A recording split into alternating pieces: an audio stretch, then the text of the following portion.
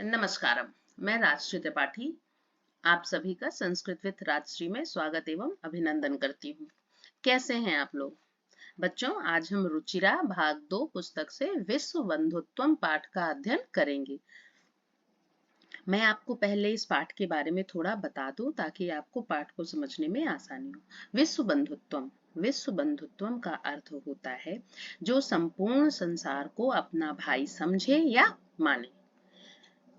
बेटा, पाठ के पीछे कुछ कठिन शब्द दिए हुए हैं जिनमें उनके अर्थ लिखे हुए हैं जो आपको याद करने होंगे, जिससे पाठ को समझने में आपको और आसानी हो। चलिए अब हम पढ़ते हैं। विश्व बंधुत्वम।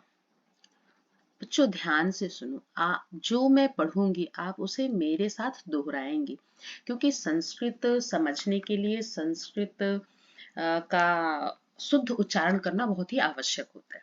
ठीक है, अब मैं चाहती हूँ कि जब मैं पढ़ूं तो आप मेरे साथ शब्दों को दोहराएं। उत्सवे व्यसने दुर्भिक्षे राष्ट्र विप्लवे दैनंदिन व्यवहारे च यः सहायतां करोति सः बन्धुः भवति। उत्सवे व्यसने दुर्भिक्षे राष्ट्र विप्लवे दैनंदिन व्यवहारे। बच्चों, इसमें आप देखिए उत्सव आदि शब्दों में सप्तमी विभक्ति एक वचन लगा हुआ है। ठीक है, जिसका कारक चिन्ह क्या होता है? में, पे, पर। जो हमें संस्कृत का वाक्य बनाने के लिए हमें आसानी से हम उसका वाक्य बना सके, इसके लिए हमें में, पे, पर का मतलब कि हमें कारक चिन्हों का ज्ञान होना बहुत ही आवश्यक है।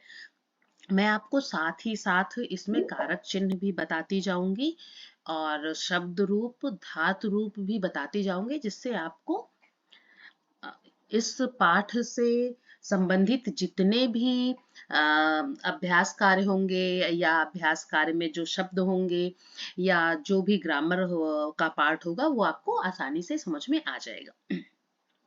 उत्सवे व्यसने दुर्भिक्षे राष्ट्र विप्लवे दैनंदिन व्यवहारे च यः सहायतां करोति सः बन्धुः भवति।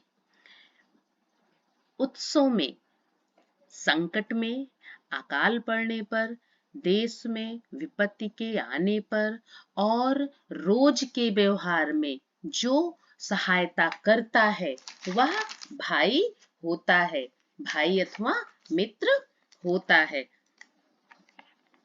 यदि विश्वे सर्वत्र एतादृशः भावाः भवेत् तदा विश्व बंधुत्वं संभवति। यदि विश्व में सब जगह एतादृशा इसी प्रकार के भाव भवेत होंगे तदा तभी विश्व बंधुत्व संभव है। ठीक है, अब आप देखिए यहाँ भवती को मैंने अंडरलाइन किया है। ठीक है ना, भवती किससे बना है? भू धातु से। भू धातु प्रथम पुरुष एक वचन। ठीक है, और इसके ऊपर ही देखिए मैंने करोति शब्द को भी अंडरलाइन किया है। करोति किससे बना है? क्री धातु। क्री धातु लट लकार प्रथम पुरुष एक वचन। ठीक है, अब हम दूसरे पैराग्राफ में आते हैं। परंतु अधुना निखिले संसारे कलहस्य अशांतेः च वातावरणम अस्ति।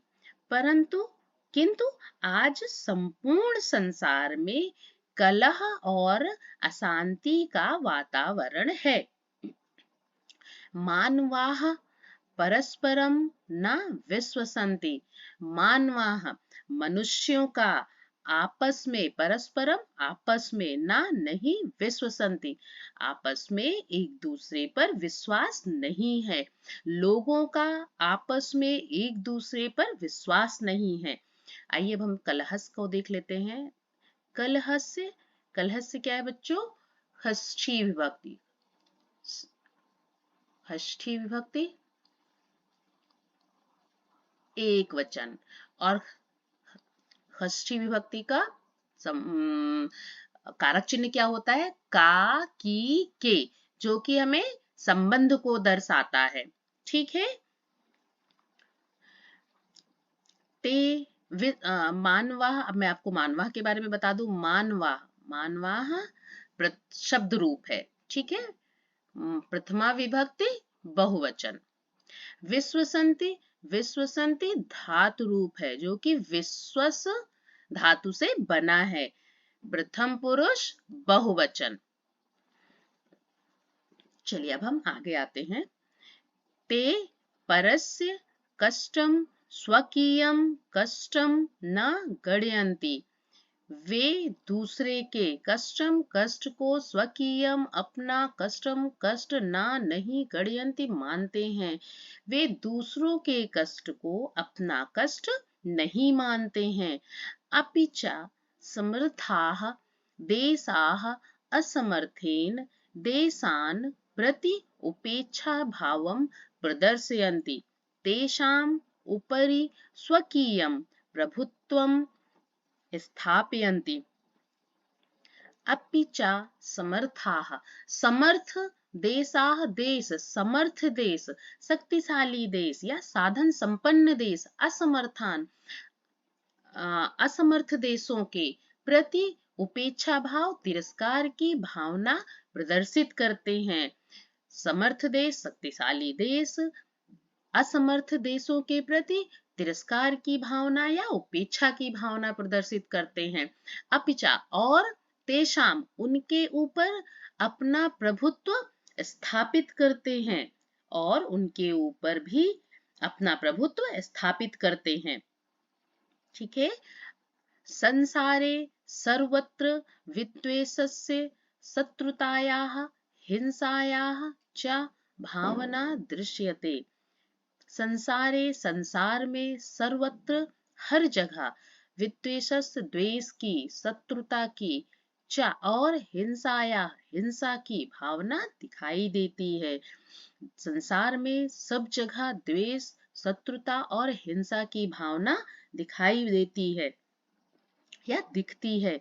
देशानां विकासः अपि अवरुद्धः भवति। देशों के, देशों का विकास भी रुकता है। देशानाम, देशों का विकास भी रुकता है। अब बच्चों देशानाम देख लो। देशानाम देशों के, ठीक है ना। षष्ठी विभक्ति बहुवचन। ठीक है। इसका संबंध, कारक चिन्ह क्या है बच्चों? का, की, के, जो क्या दर्शाता है? संबंध को। किसका किसका संबंध?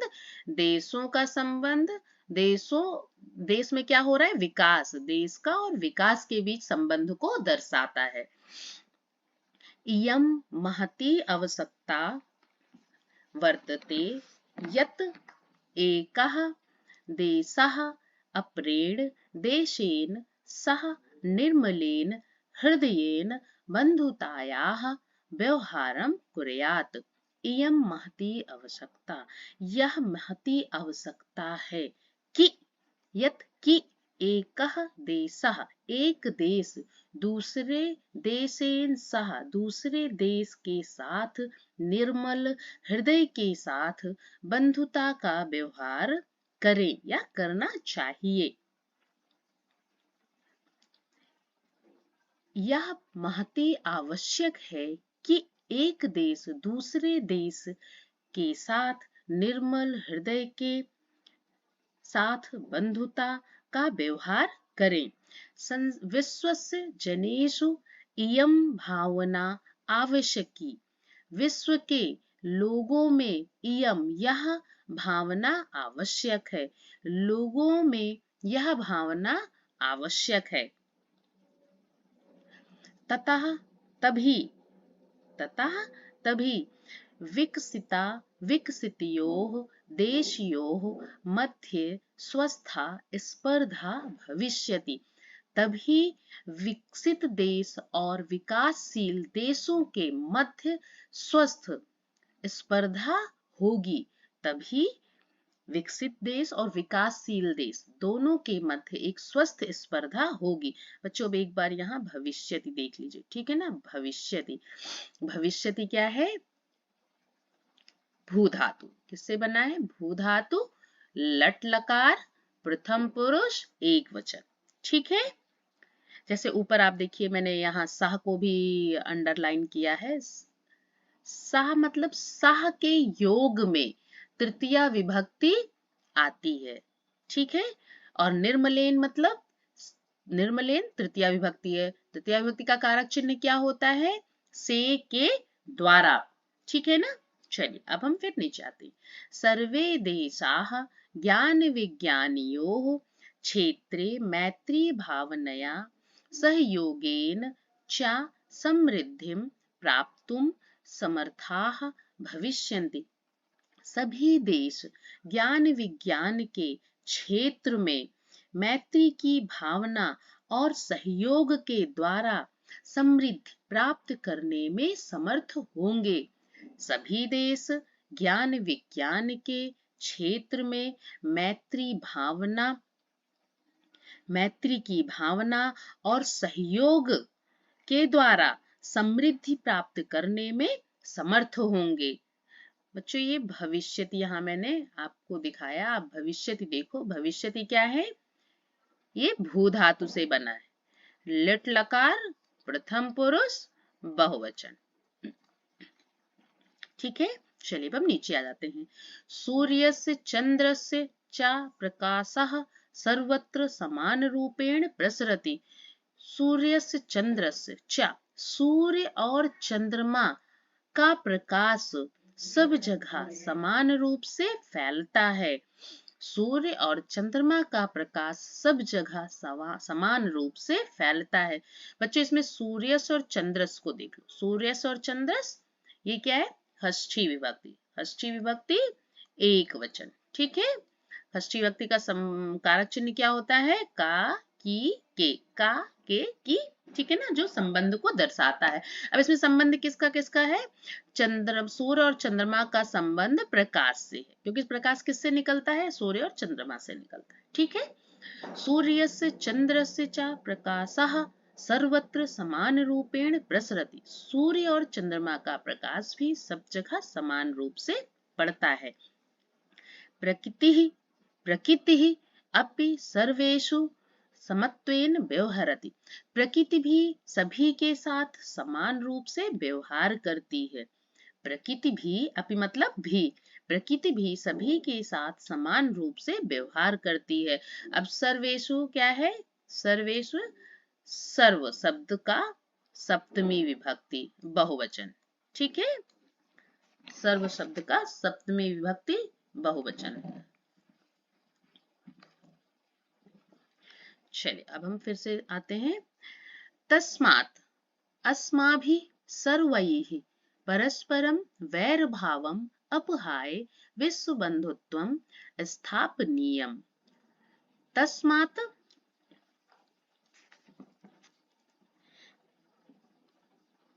प्रकृति सभी के साथ एक तरह का व्यवहार करती है। हमने यहाँ तक पढ़ लिया, अब हम यहाँ पढ़ रहे हैं।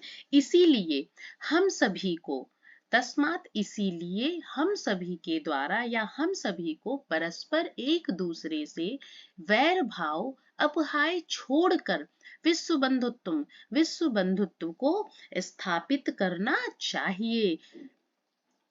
इसीलिए हम सभी को वैर भाव छोड़कर, आपस में वैर भाव छोड़कर विश्व बंधुत्व को स्थापित करना चाहिए। अतः विश्वस्य कल्याणाय एतादृशी भावना भवेत्। अतः इसलिए विश्व के कल्याणाय, कल्याण के लिए, एतादृशी इसी प्रकार की भावना भवेत होनी चाहिए।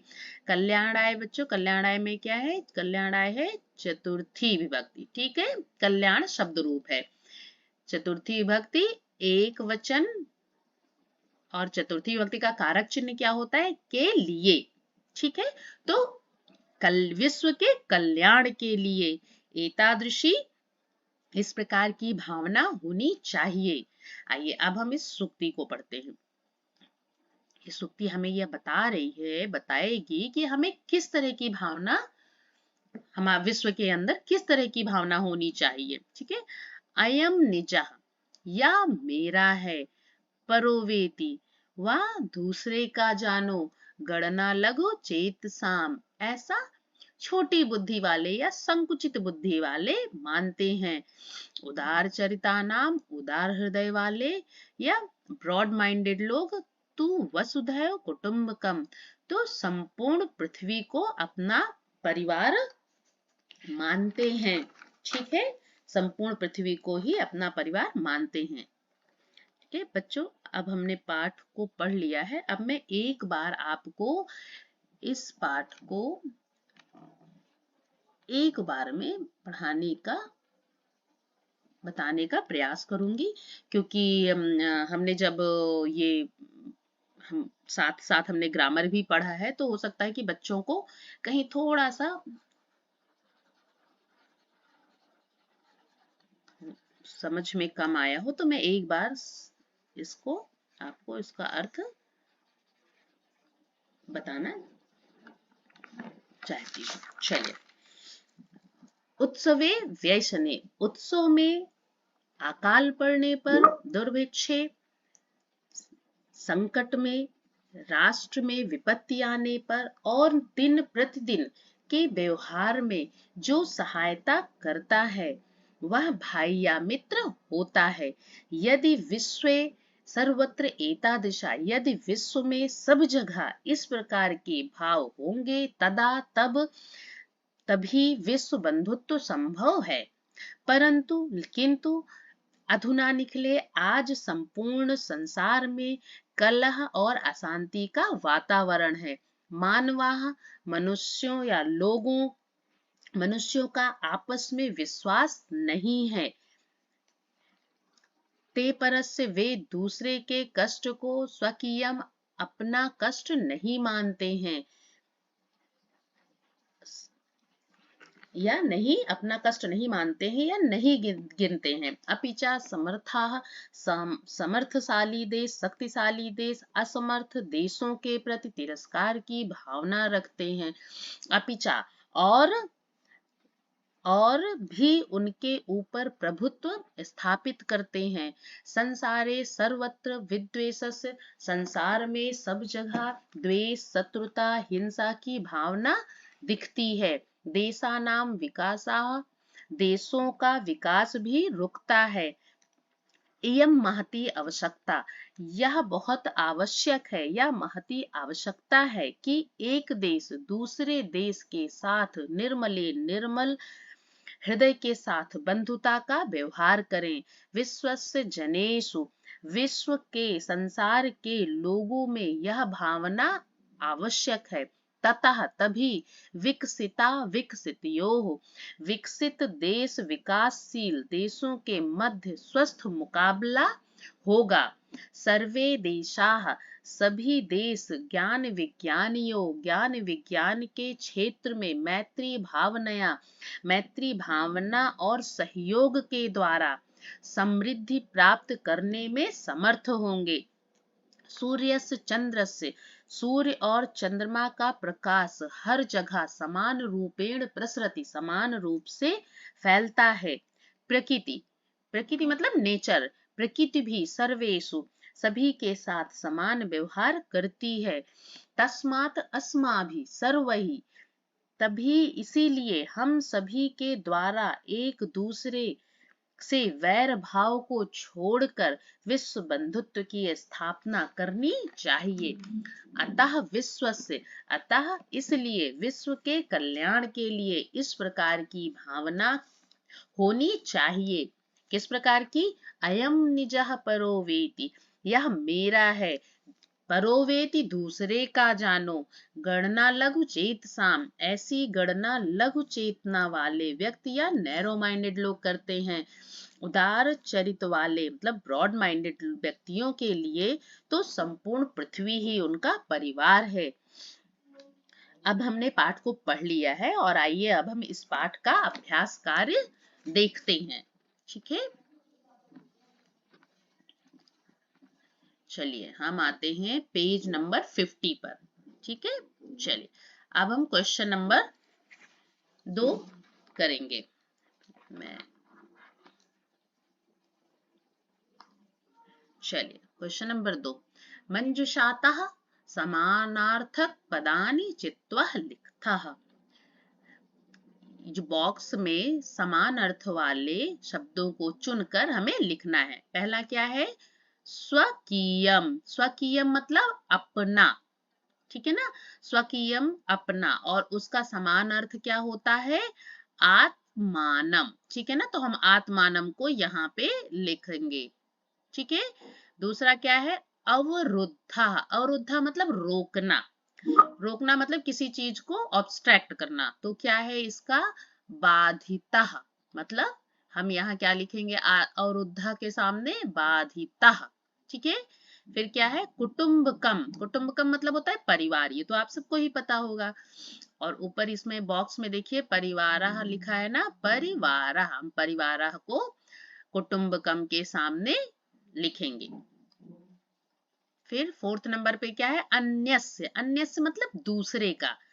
तो अन्यस्य बॉक्स में क्या लिखा हुआ है, पहले नंबर पर लिखा है परस्य। परस्य मतलब दूसरे का, पर मतलब दूसरा, दूसरे का। ठीक है, अपहाय। अपहाय मतलब होता है छोड़कर। तो अपहाय आप देखिए बॉक्स में क्या लिखा है, त्यक्त्वा। त्यक्त्वा मतलब त्याग देना, छोड़ देना। ठीक है ना, अपहाय मतलब भी छोड़ देना होता है और त्यक्त्वा मतलब भी छोड़ देना होता है। फिर क्या है, समृद्धम। समृद्धम मतलब जिसके पास सब कुछ हो। हाँ, समृद्धम मतलब संपन्नम। तो हम समृद्धम के सामने क्या लिखेंगे, संपन्नम। फिर कष्टम। कष्टम मतलब दुख, और आप देखिए इसमें कहीं दुखम लिखा हुआ है, दुखम। ठीक है, निखिले। निखिले मतलब संपूर्ण, और ऊपर देखिए आप बॉक्स में सबसे लास्ट वर्ड लिखा है संपूर्ण। संपूर्ण, निखिले, संपूर्ण। ठीक है, अब हम क्वेश्चन नंबर 3 पे आते हैं। चलिए तीसरा क्वेश्चन देखिए, रेखांकित रेखांकितानि पदानि संशोध्य लिखता। रेखांकित पदों को संशोधित मतलब शुद्ध करके लिखना है। ठीक है ना, पहला सेंटेंस क्या लिखा है, छात्राः क्रीडा क्षेत्रे कन्दुकात् क्रीडन्ति। छात्राः अनेक छात्राएं, क्रीडा क्षेत्रे खेल के मैदान में, कन्दुकात्। कन्दुकात् क्या है, पंचमी विभक्ति है। ठीक है ना, पंचमी विभक्ति का कारक चिन्ह क्या होता है, पंचमी विभक्ति का से अलग होने पर। कारक चिन्ह क्या होता है, से अलग होने पर। ठीक है,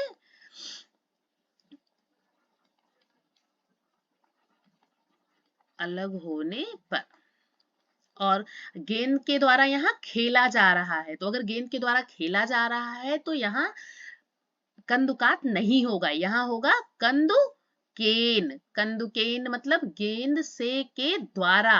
कंदुकेन कौन सी विभक्ति है, तृतीया विभक्ति। ठीक है, तृतीया विभक्ति का कारक चिन्ह क्या होता है, से के द्वारा। तो मतलब बच्चे किससे खेल रहे हैं, छात्राएं किससे खेल रहे हैं, गेंद के द्वारा।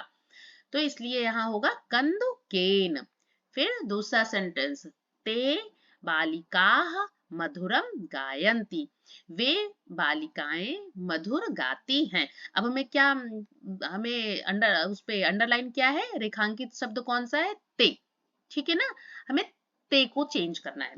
ते किसके लिए यूज होता है, पुल्लिंग के लिए, सा, तौ, ते। ते बहुवचन होगा।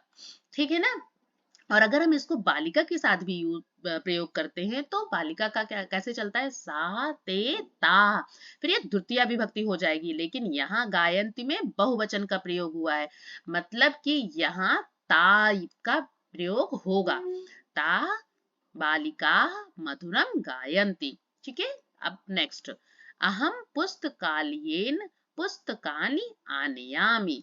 क्या कह रहा है, अहम मैं, पुस्तकालयेन ये क्या है, इसमें इन्होंने तृतीया विभक्ति लगाई है। पुस्तकालयेन तृतीया विभक्ति का से के द्वारा, मतलब मैं पुस्तक के द्वारा पुस्तक लाता हूं, ये सेंटेंस तो गलत हुआ। पुस्तक के द्वारा तो कोई पुस्तक लाएगा ही नहीं। अब ये क्या कह रहा है, अहम पुस्तकालयेन पुस्तकानि आनयामि, मतलब मैं पुस्तकालय से पुस्तक को लाता हूं। तो जब पुस्तकालय से पुस्तक अलग होगी तो पुस्तकालय में क्या लग जाएगा? पंचमी विभक्ति। पंचमी विभक्ति का आपको कारक चिन्ह मैंने अभी बताया कि अलग होने के अर्थ में होता है ना, अलग होने के अर्थ में, ठीक है ना। तो यहाँ क्या होगा? पुस्तकालयात, ठीक है। घा वाला देखिए, त्वम किम नामा, त्वम किम नामा नहीं, तौ किम नामा। यहाँ क्या फिल करेंगे हम? तौ किम नामा, गुरुम नमः, गुरुवे नमः, ठीक है ना। आइए अब हम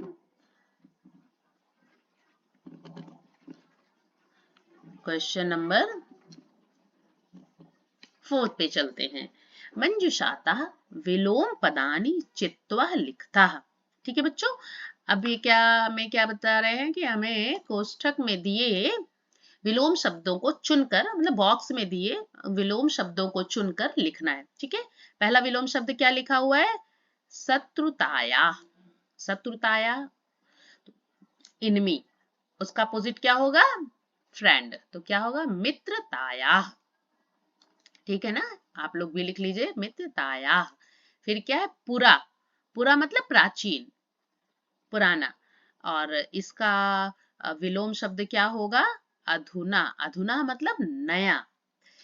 मानवाह, मानवाह, मानवाह मतलब मनुष्य। और इस पे क्या लिखा हुआ है? दानवाह, दानवाह मतलब राक्षस। तो मानवाह का विलोम क्या होगा? दानवाह। फिर उदार चरिता नाम, उदार चरिता नाम, उदार चरित वाले। और इसका विलोम क्या होगा? लघु चेत साम मतलब नैरो माइंडेड, छोटी सोच वाले। सुखिनः, सुखिनः का दुखिनः, दुखिनः देखिए ये लिखा हुआ है। फिर अपहाय, अपहाय मतलब गृहीत्वा, ठीक है। अपहाय मतलब छोड़ देना, गृहीत्वा मतलब ग्रहण करना, ठीक है ना। अब हमने ये क्वेश्चन नंबर 4 कंप्लीट कर लिया है। अब हम क्वेश्चन नंबर 5 पे आएंगे बच्चों। क्वेश्चन नंबर 5 में सिर्फ आपको विभक्ति बतानी है, ठीक है ना। अधोलिखित पदानाम लिंगम विभक्तिम वचनम लिखता, हमें लिंग, विभक्ति और वचन लिखना है। बंधु, बंधु क्या है? पुरलिंग, पुरलिंग प्रथमा विभक्ति एक वचन, ठीक है। देशान, इसका रूप कैसे चलेगा? राम की तरह, रामान। तो मतलब पुरलिंग द्विवचन, द्वितीय विभक्ति बहुवचन, ठीक है ना। सॉरी, द्वितीय विभक्ति बहुवचन। फिर क्या है? घृणायाः, घृणायाः स्त्रीलिंग, पंचमी और षष्ठी एक वचन। फिर कुटुंबकम, ये क्या है? नपुंसक लिंग, नपुंसक लिंग मतलब फल की तरह इसका रूप चलेगा। प्रथमा विभक्ति और द्वितीय विभक्ति और एक वचन है। रक्षायाम स्त्रीलिंग, सप्तमी विभक्ति एक वचन।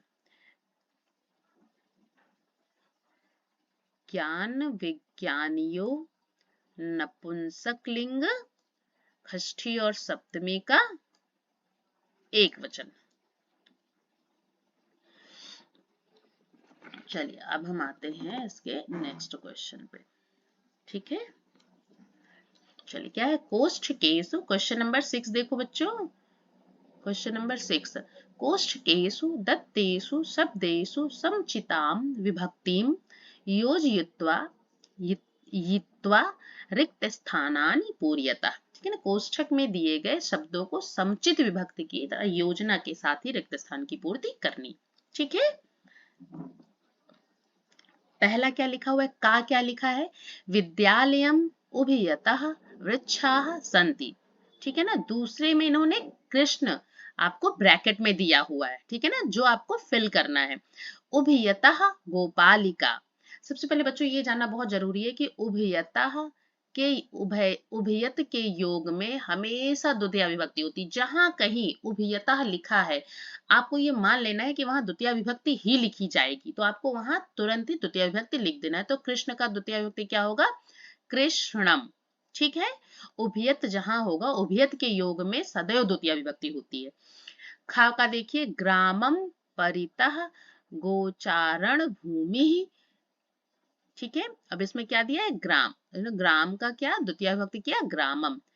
इसके नीचे आपको इसी की तरह एक सेंटेंस दिया जो आपको पूरा करना है। इसका ब्रैकेट में आपको जो शब्द दिए वो मंदिर दिया है। अब मंदिर का कौन सा रूप यहाँ, कौन सी विभक्ति यहाँ फिल होगी आपको देखना है।